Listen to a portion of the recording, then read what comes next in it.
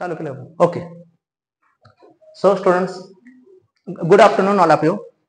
आपण या ठिकाणी विद्यार्थी मित्रांनो, सगळ्यात महत्वाचा टॉपिक आहे इंग्लिश ग्रामर मधला, की जो द बेसिक्स म्हटले आपण या ठिकाणी. बेसिक्स म्हणजे रिगार्डिंग प्रिपोजिशन्स. तर बेसिक गोष्ट कशामध्ये पाहिजे आपल्याला, तर प्रिपोजिशनच्या संदर्भामध्ये. परीक्षेला नेहमी असा हा प्रश्न असतो आणि विद्यार्थी मित्रांना काय होते, हा कधी कधी अवघड प्रश्न बरोबर सोडवतात आणि सगळ्या प्रश्नामध्ये त्यांचे मार्क्स जात असतात. आता तुमच्यासाठी मी सॅम्पल क्वेश्चन घेतले आहेत. यातले बरेच प्रश्न स्पर्धा परीक्षेला आतापर्यंत येऊन गेलेले आहेत. आता पहिला प्रश्न आहे बघा, मी तुम्हाला सांगू शकता की ही is good dash dash English. आता ह्यापैकी आपल्याला प्रिपोजिशन ह्यांच्यापैकी आपल्याला वापर करायचा आहे. ऍट आहे, इन आहे, टू आहे आणि विथ आहे. आता ही इज गुड, काय लोकांना वाटतं he is good in English, काय लोकांना वाटतं he is good to English, काय वाटलं असेल he is good with English, काय he is good at English. आता ह्याचा कसा आपण अभ्यास करायचा, किंवा she is well with maths, in maths, at maths, का टू मॅथ्स. और Vaishnavi is expert dash dash dash dancing. Vaishnavi is expert at dancing, in dancing, to dancing, with dancing. मग ह्याचा वापर कसा करायचा. जर आपण ह्याचा अभ्यास करायला लागलो तर इंग्लिशमध्ये बघा बेसिक काय फ्रेजल वर्ब असतात. ज्याला आपण वर्ब फ्रेज असं म्हणतो, की टू बी गुड ऍट अशी फ्रेजेस असते बघा. टू बी गुड ऍट म्हणजे एखाद्या गोष्टीमध्ये चांगलं असणे. To be good at, for example he is good at maths or she is good at English. एखाद्या गोष्टीमध्ये चांगलं असणं. तसे आणखीन एक फ्रेज आहे बघा, की जसं टू बी वेल इन, जसं गुड इन आहे तसे टू बी वेल इन आहे.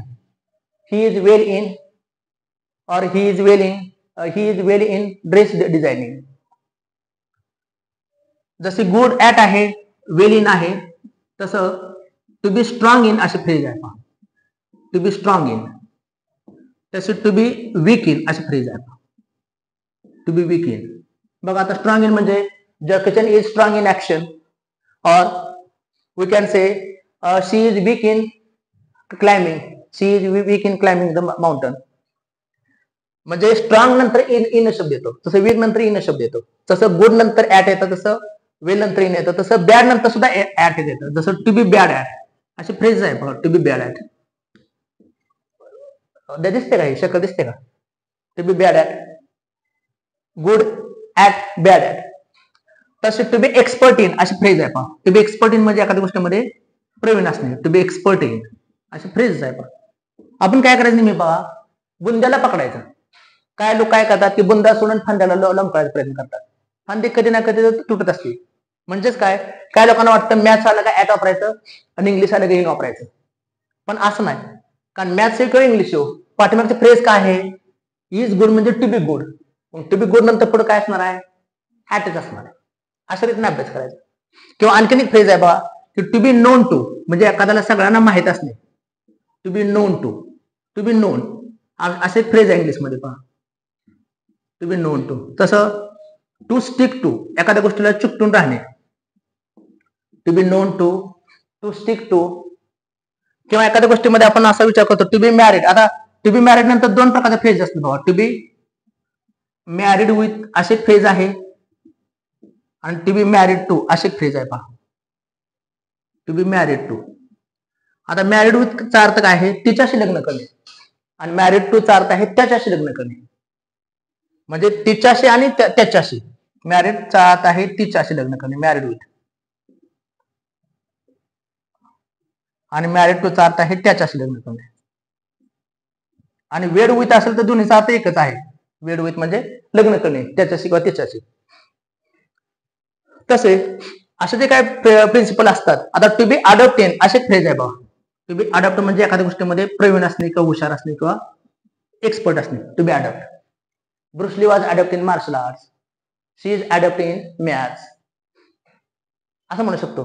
और तसं to be expert in phrase घेतले टू बी एक्सपर्ट इन घेतले. मग अशा ज्या ह्या ज्या फ्रेज असतात, ह्या फ्रेज नंतर ऑटोमॅटिकच पुढचा शब्द येतात. जसे टू बी फॅमिलियर विथ अशी फ्रेज आहे बघा. To be familiar with, I am familiar with her असं म्हणू शकतो आपण.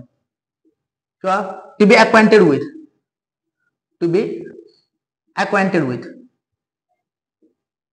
म्हणजे ह्या ज्या बेसिक फ्रेजेस आहेत, to deal it, to deal with, to deal in, to deal with.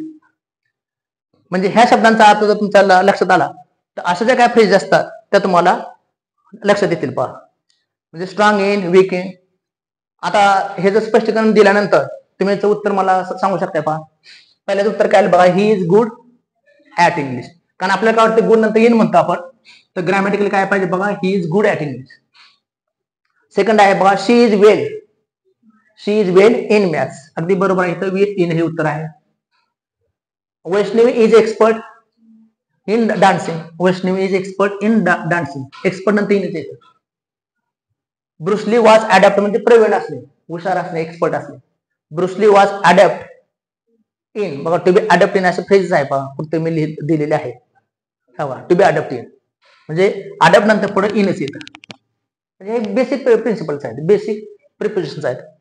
Stick your principle. Stick to your principle. He is known. He is known to all. The kitchen is strong. To be strong, to be weak नंतर पुढे काय येत असतं बघा, to be strong, to be weak नंतर इनच येत असतं. Sunny Deol is weak. आता सनी देओल बद्दल मला रिस्पेक्ट आहे, तो कलाकार म्हणून खूप चांगले आहेत, फायटर म्हणून चांगले आहेत, पण डान्स बाबतीमध्ये त्यांना एवढं त्यात काही इंटरेस्ट नाही. Sunny Deol is weak in dancing. She is familiar. Correct, she is familiar with him. आणि ऐश्वर्या वॉज मॅरिड. हा, आज लक्षात आलं पाहिजे. जसं आपण असतं अभिषेक इथलं असतं, तसं सलमान नको, दोघांमध्ये कळवण नको.